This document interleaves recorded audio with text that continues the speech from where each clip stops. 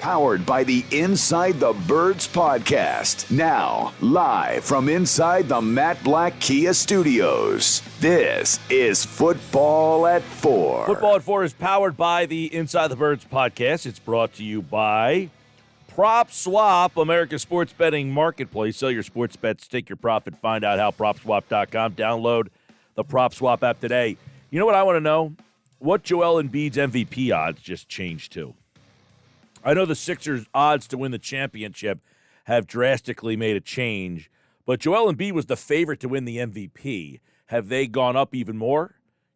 Check that out and prop swap that, because I got in on Joel Embiid to win the MVP the other day. I finally said, all right, I'm going to just cave in and do it. He was like plus 250 or something.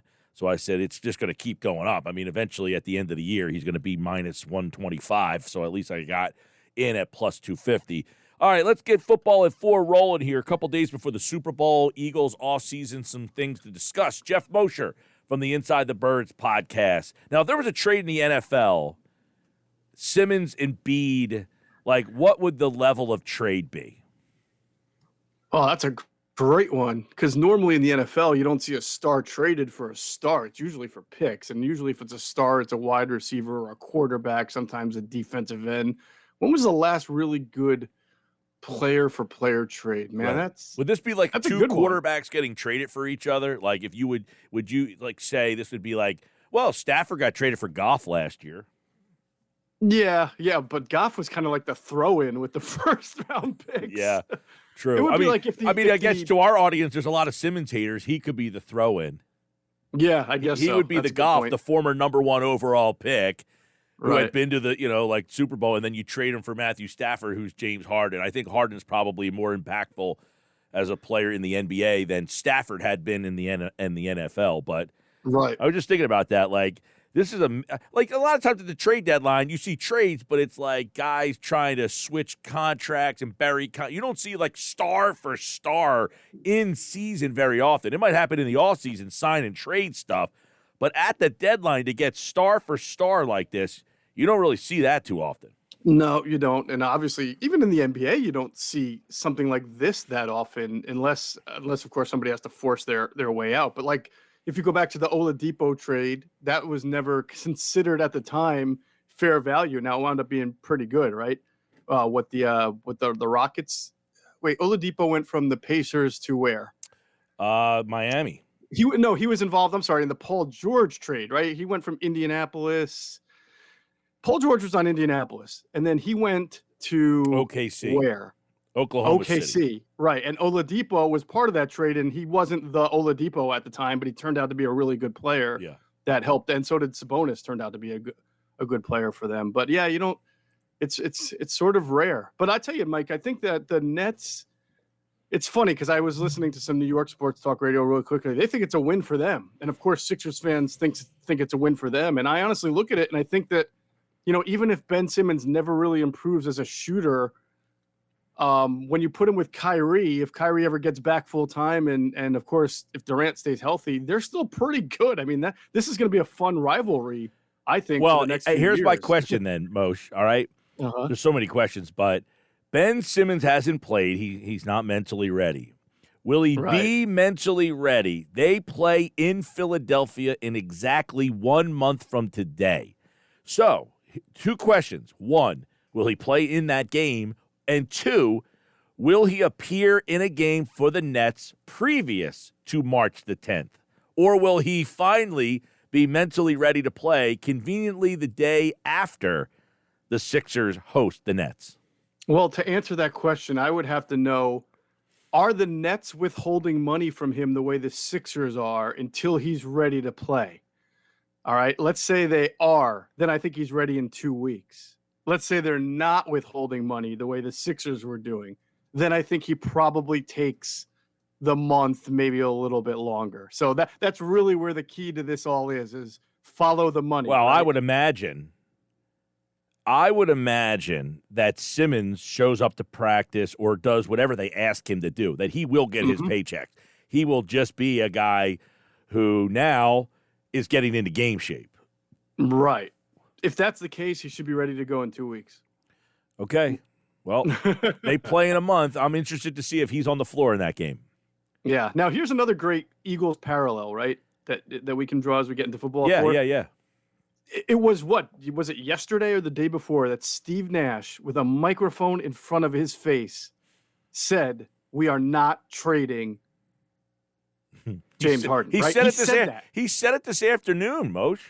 Oh, he said it again today. He said today. They asked him point blank. It was either today or last night. I saw the interview this morning, and he said, "I haven't been told that he doesn't want to be here. I'm, every indication is that he's fine. He likes it here." How can you ever take anything Steve Nash says now? And listen, it's not his fault. He's acting on behalf of the company, but it's a press conference still. Nonetheless, how can you ever take anything that man says with any credibility? And that's kind of how we talked about the way Howie Roseman and the Eagles, fully committed in a press conference at the end of the year to Jalen Hurts. So to do anything other than have Jalen Hurts as their starting quarterback in 2022 would make a liar, theoretically, of Howie Roseman at the press conference. Well, I'm glad you went down that road because, John Clayton, who I think we both respect, especially if any opinions from John, his Seattle opinions. Okay? Right. Forget his opinions about the rest of the league. His Seattle opinions. He works in Seattle. He has a show in Seattle. And he comes on this show and says, "It's the most ridiculous story I've covered in 50 years of covering the NFL about Russell Wilson getting traded," right? Well, then Albert Breer today essentially says, "I think he's going to get traded." And let me take a guess. I'll say Philadelphia. Yeah. You bring up Roseman, and it made me think of that. And I bring to you, that would be a trade. That would be something. Russell Wilson getting traded would be like James Harden getting traded. They really would be. And the only issue, it's not really an issue. The only thing you can say about what John Clayton said was that he was very staunchly and adamantly, he was vehement that Russell Wilson was not going to get traded in this ridiculous story, but he probably said it to you a month ago, right? And 3 weeks ago, Things change, just like Adrian Wojnarowski, who is as respected as they come as far as NBA insiders, just about, 36 hours ago, basically said this Harden Sixers, it's not what it's meant to be. It's not what it's being reported to be. And then all of a sudden his tune changed this morning pretty much, where he started to talk about more conversations and traction. So but isn't it to me, Moshe, okay? It doesn't add up to Russell Wilson getting traded if you look at Pete Carroll still the coach. Why would a 70-year-old Pete Carroll want to start over with a new quarterback? Like, if you've made the decision in the Seattle organization that Pete's going to come back and be our guy, aren't you giving him the quarterback? Yeah, but I think you're not looking at it from the correct lens. I don't think Pete Carroll is the one that wants Russell Wilson elsewhere. I think Russell Wilson, from what I understand, is the one who wants to be elsewhere. So if Russell Wilson, remember, Pete Carroll likes to run the ball a lot. Russell Wilson has been enjoying throwing the ball. And so if there's a philosophical difference there that forces the quarterback to want a different scenario, a different environment, you could understand how the narrative would change. If Russell Wilson says, "Listen, I've had fun, but I want out," it really doesn't matter if somebody from the Seahawks has told John Clayton that we're not moving him. It's a non-story. If he wants out and he pulls a Carson Wentz sort of and says, "I'm not, I really don't want to be here," that may force their hand. I'm not saying I think it's going to happen. I would tend to think it doesn't until all of a sudden it does, Right. No, your view of the way you explain that is right. It might not be Pete Carroll. Pete Carroll might say, but I guess I'm looking at it as, wouldn't the organization have had some sort of powwow and said, "Hey, Russell, do you want to be here? Do you want to? What's the deal?" Because I think that wouldn't that affect their decision on the coach? You would think so. You would think. So I guess I'm thinking of it in that way. Without being privy to conversations, I just don't know if Russ said, "I need some time to think about things," or "I'm leaning toward coming back. I think I'll be fine." But you just never know. Just like James Harden, the Nets kept saying, "Well, we think he wants to be here." Right. All of us, we've never heard of this stuff that he wants not to be here, and then all of a sudden he doesn't want to be here. Right, because Albert Breer's piece said, "Hey, I originally would have said New Orleans would have made the most sense until Sean Payton left. So now I'm going to send him to the NFC East." And then, of course, the story about Roseman was a part of the front office that wanted to draft Russell Wilson, and that this would kind of be the redemption of them getting him back here. Right. And if I read that Breer report or sort of story correctly, I wouldn't call it a report. He was sort of said, "I'm guessing." It wasn't a report. He was answering a mailbag question from a reader, and he said, "If I'm guessing, he'll be traded, and if I'm guessing, it would be Philadelphia." Right. So he's himself is just kind of analyzing a situation that's based on a hypothetical as well. By the way, did you see the video of Russell Wilson leaving the locker room at the saw it Pro on Bowl, your signing a kid's I saw hat? it on your Twitter account. Well, how amazing! The content just creates itself. Now, people came at me on Twitter like, "Of course he signed the hat." All I wrote was this: "It's an interesting hat to sign." It wound up being an Eagles hat. Well, and if you notice, it's people funny. acting like I'm saying that's a hidden agenda message or something like that. Well, if you notice, Moshe, okay, so you tweeted this, so I watched it. I'm like, you're like, "Oh, interesting hat choice." So he comes and he's signing the hats. The kid gives him a hat, and it's an Eagles hat. The kid next to him had an Eagles hat on too. Yeah. Right? Did you notice that? Yeah. It's crazy. So just for the listeners out were at the Pro Bowl. For the listeners who don't know what we're talking about, at Geoff Mosher NFL, the Pro Bowl, they're all coming down the tunnel, and there's a bunch of fans right there at the tunnel. And Wilson kind of breaks off as the players are going out the tunnel to the field, and he breaks off to sign autographs and give all these people high fives. And then some kid gives him his hat and a Sharpie, and the hat is an Eagles hat, and he just gives his autograph on the hat and gives it back to the kid. I mean, the way you look at it, that hat could have been it could have been a Hulk Hogan hat, and he would have signed it. I don't think he saw the Eagles hat and said, "Oh, I definitely want to sign that." Well, is he signing it if it's a Rams, 49ers, or Cardinals hat? The way he just grabbed it and signed it, he probably would have, to be honest with you. Yeah, it's just so funny of all the hats, right? Yeah, that get thrown in front of his face to sign. He winds up signing an Eagles hat. Moshe, do you think, while we're on the topic of trades and quarterbacks, do you think Kirk Cousins, Carr, that level of guy will be moved this offseason? I don't think Kirk Cousins will be moved. I don't think the Vikings are going to find a whole lot of great value for Kirk Cousins, and I don't think they're ready to kind of build upon someone new with this draft that's not loaded in upper echelon talent. And they've got enough talent, I would think, with Dalvin Cook, with Thielen and Jefferson. If they can get healthier on defense, I think that the new coach and the new GM are going to think, hey, we're not that far away, especially with 7 seeds now. So we've got him on the books for 30 some odd million. I could see them maybe drafting a quarterback to try to groom or making a move there. But I tend to think Kirk Cousins will stay. And as far as the Las Vegas Raiders are concerned, that's a little bit more of a wild card to me, because I just don't know what's going through Josh McDaniels' brain on, does he want his own kind of wonder kid quarterback that he can develop, or is he cool with taking Derek Carr and seeing if he can maximize the talent? Again, he's walking to a situation where the Raiders really aren't that bad. Mm-hmm. So they've got good talent on defense. They have some pretty good offensive players.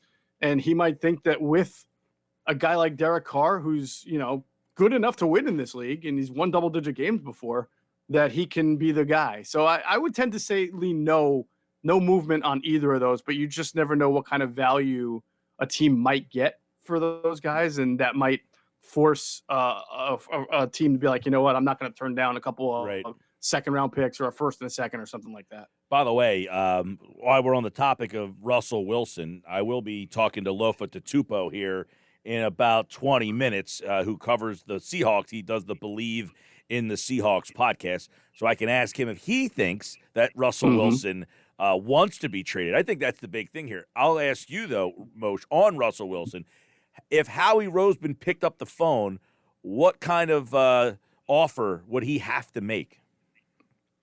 Well, it kind of depends on who's competing with Howie Roseman. I mean, obviously a first-round pick or two is going to be in the cards, but could Howie get away with 2 first-round picks, and could one of those first-round picks be a future along with one this year? Could it be 2 this year and a future? I don't think he'd have to part with all 3 first-round picks because nobody else has 2 first-round picks to offer other than, I guess, Jets and the Giants. And if it's between the Giants and the Eagles, Giants have then 5 and 7.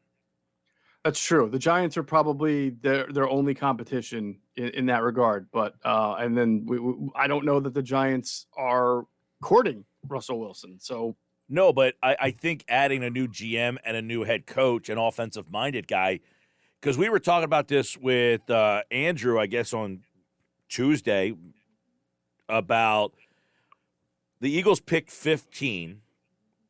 Where in the draft is the first team that thinks quarterback? Well, the Lions pick number 2. Mm-hmm. I don't think they're going to take a quarterback there, but there's nothing stopping them from trading down 8 to 9 slots and taking a quarterback 9, 10, 11. After that, you've got trying to think. It goes Jacksonville. It goes Lions. Who Detroit. Yeah. And I'll get it here in a second. 3 is – I just had this up in front of me. Houston? Yes, Houston. Here we go. I got it. All right, it's Jacksonville, Detroit, Houston. Mm-hmm. The Texans could, right?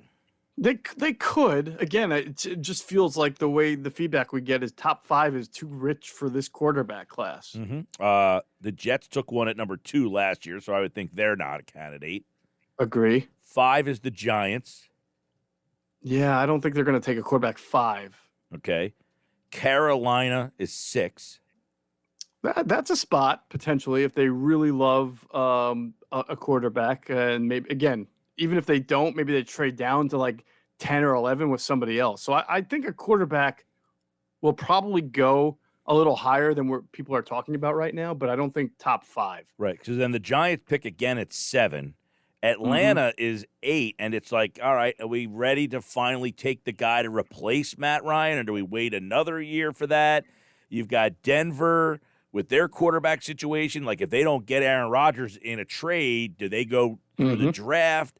The Jets pick again, and then you have Washington at 11. I would think they're in play for a quarterback. And I asked this question. I would think so. Right, I asked this question with the thought of, if Philadelphia at 15 and no quarterback was taken yet, would Howie Roseman be able to contain himself? Yes, because at that point, with 2 other first-round picks and the ability to move, he probably feels he could still, if he wanted to do this, get a quarterback late first round. He could trade back in. He could trade the second or the third of the 3 first-round picks and move down into the 20s. I think he would. So if you're like me, I think he will not take a quarterback at 15 overall. Okay, so his first round pick. If you're like me, I don't want them to draft a quarterback in the first round. So if you're like me, do you want quarterbacks to be taken or not to be off the board when you pick? You want quarterbacks to be not off the board.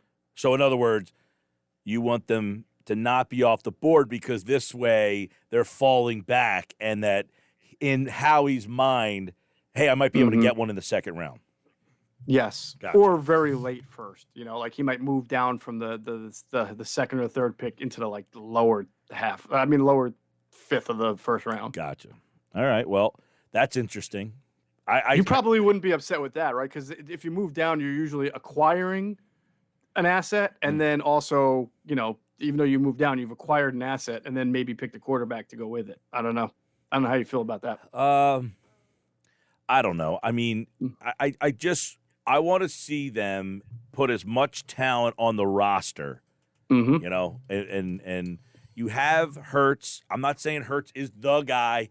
You've got Minshew to back him up. So I think your quarterback position is solid. It's not spectacular, but you can build the team up, and then next year make your evaluation. Did Hurts do enough?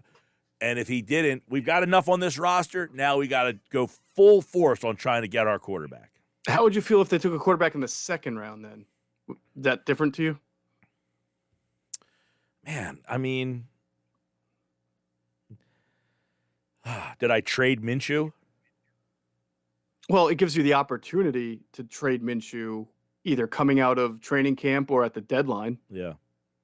I only asked that, Mike, because your point was get the best overall team with your assets, right? Build the best overall team.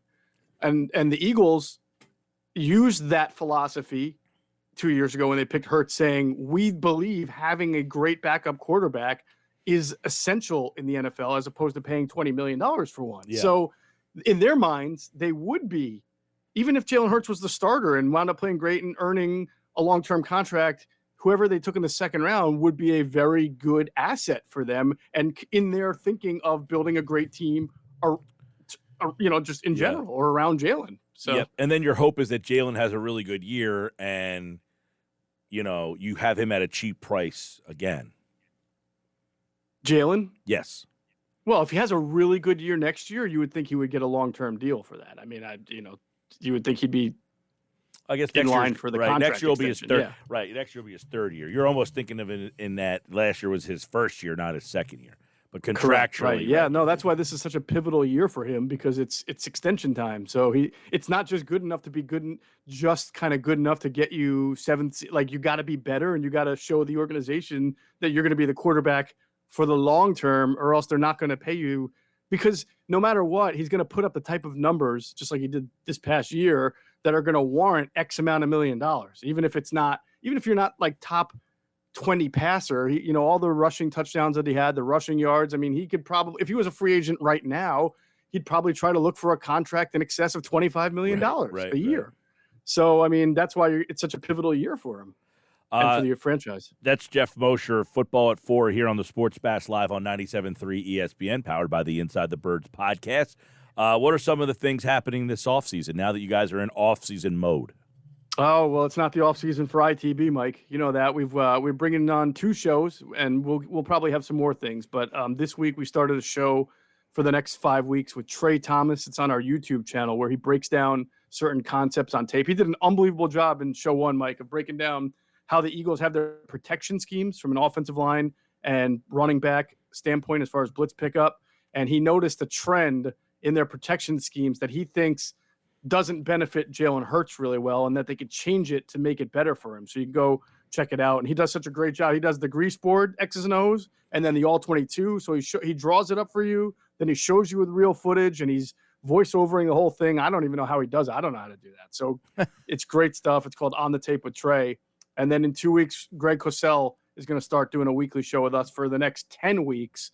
First 5 weeks, we'll be breaking down free agent prospects. And then the next 5 weeks, we break down the draft prospects headed up into the NFL draft. So Greg Cosell, Trey Thomas, lots of great content on the Inside the Birds platform. And we're working on some more things as well. All right, very good. So, of course, Geoff will be back tomorrow. We'll have Super Bowl conversation. We'll have NFL offseason conversation and more here on Football at 4 on the Sports Bash Live on 97.3 ESPN. All right, Moshe, I'll talk to you tomorrow, pal. All right, brother. Have a good one. All right, Geoff Mosher, Football at 4.